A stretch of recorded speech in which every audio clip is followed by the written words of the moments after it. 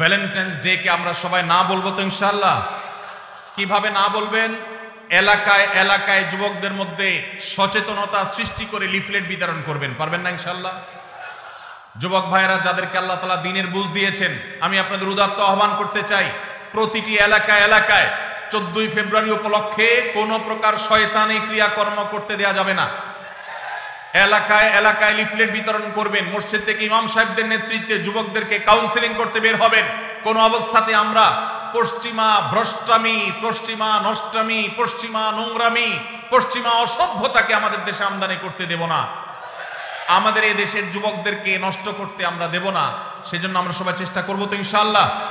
এই জন্য আপনার স্কুলে, আপনার কলেজে যারা হালাল সম্পর্কে বিশ্বাসী, যারা মুসলমান, যারা এই দেশীয় সংস্কৃতিতে বিশ্বাসী, ভিনদেশী সংস্কৃতিকে যারা গা মাখাতে চায় না, সেই যুবকদেরকে আমি বলতে চাই, আপনারা আপনাদের শিক্ষা প্রতিষ্ঠানে বিভিন্ন জায়গায় আপনারা লিফলেট বিতরণ করেন, জনসচেতনতা সৃষ্টি করেন, যুবকদের মধ্যে দাওয়াতি অভিযান চালান।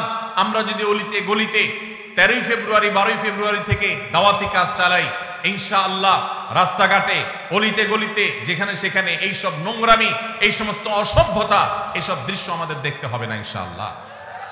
আর যদি মনে করেন যে না আমি নিজে বাঁচলাম, আমার আর দেখার দরকার নাই, তো আপনার সন্তান, আপনার ভবিষ্যৎ বংশধর, তাদেরকে আপনি জাহান্নামে রেখে যাচ্ছেন, মনে রাখবেন। তাদের জন্য ভালো পরিবেশ দরকার আছে না নেই? যদি ভালোবেসে পরিবেশের দরকার হয়, তাহলে সেক্ষেত্রে আমাদের নড়ে চড়ে বসতে হবে, দায়িত্বশীল ভূমিকা পালন করতে হবে। শুধু ওয়াজ শুনে গেলে হবে না। আমি আইন হাতে তুলে নিতে বলছি না, খবরদার কেউ আইন হাতে তুলে নেবেন না, কিন্তু এলাকায় এলাকায় এই নষ্টামি যারা করে তাদেরকে আগে থেকে দাওয়াত দিবেন, অন্যায় কাজ থেকে, অসৎ কাজ থেকে বাধা প্রদান করবেন। কারা কারা রাজি আছেন হাত তোলেন দেখি। আল্লাহ আমাদের সবাইকে এই নষ্টামি বন্ধ করার তৌফিক দান করুন।